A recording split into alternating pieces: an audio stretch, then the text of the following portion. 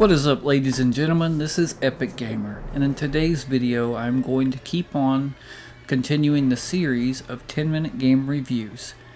So I hope that you guys are enjoying the series. I know I'm not a very big YouTube channel yet, but I am getting there. But I do want to make this amazing video on such an amazing game that I've been playing from the very beginning. And now that the second one has come out, this game is absolutely phenomenal.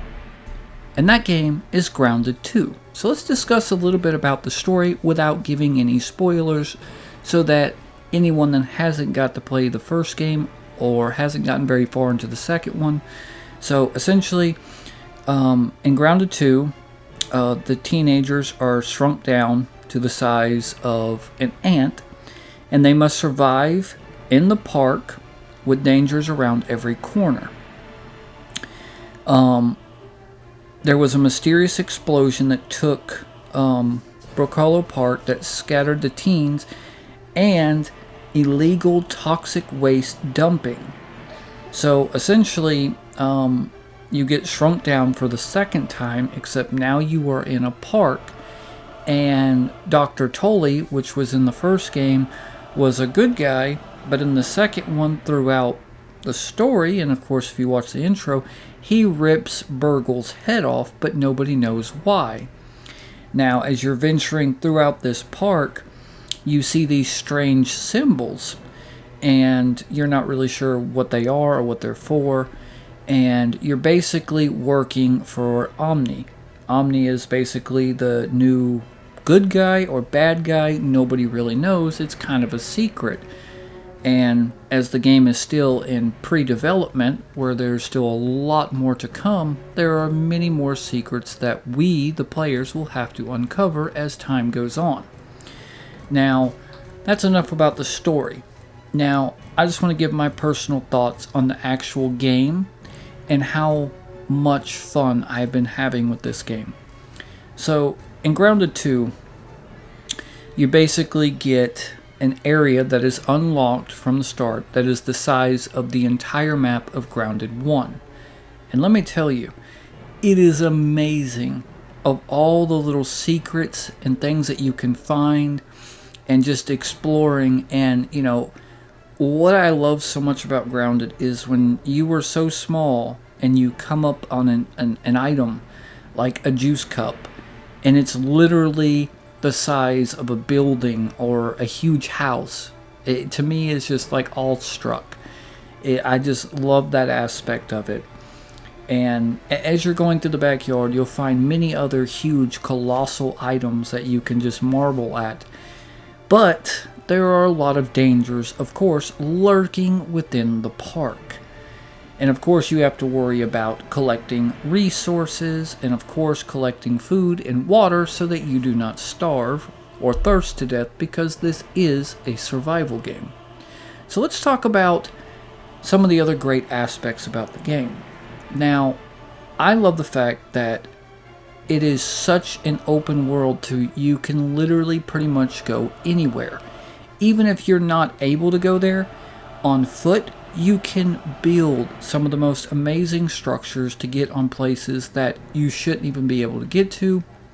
And I'm sure that if it's anything like the first Grounded, you can essentially build anywhere, and you can go as high up in the air as you possibly want. And I love that aspect because, you know, building on top of something that is huge, just colossal, and being able to look at the entire map, to me, is amazing. Now, let's talk about other things that take place in this game. Now, as you play through Grounded and you progress through the story, you will come across ranger stations. Ranger stations are essentially places that you can analyze different resources, from blades of grass to berries to different variety of bug parts. But in each one of these, it basically tells you a story. In the ranger stations, there are boards that are up that are talking about like work on bug brains and things like that. And then in other ones, you will actually find dead workers for Omni. And when you collect things from them, they have rare resources, but sometimes they have chips, and these chips you turn into the ranger station, and it helps you unlock new items so that you can craft them. But also in these areas, it's very, ominous, like something terrible happened here. And of course, where the game is not fully completed, there's a lot of loose ends.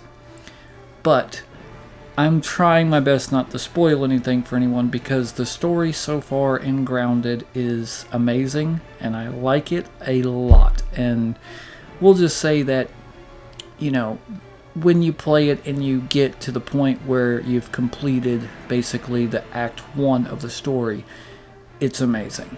So I'll leave it at that now. Now let's talk about some of the enemies and things that you will have to encounter in this backyard. Now, in the first Grounded game, there was a huge variety of different bugs. You had ox beetles, you had ladybugs, you had mosquitoes. You had, of course, different variety of spiders, from Oreweaver spiders to wolf spiders, and of course, the notorious Broodmother.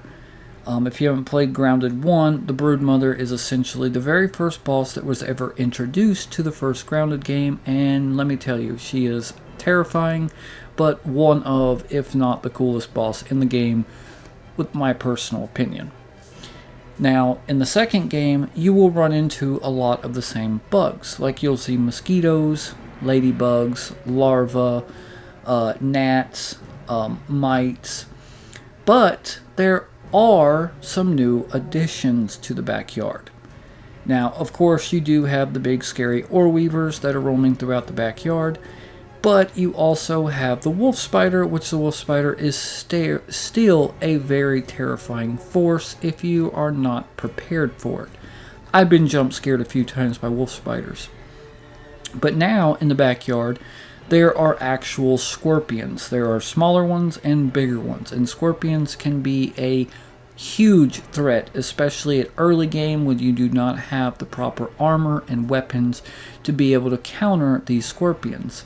Now, if you get very good at the parrying system, it can save you, trust me. So, if you're not familiar with the parry system, I highly recommend practicing the parries on mites and getting your parry system completely mastered as a mutation, because it will save your butt later on in the game, trust me.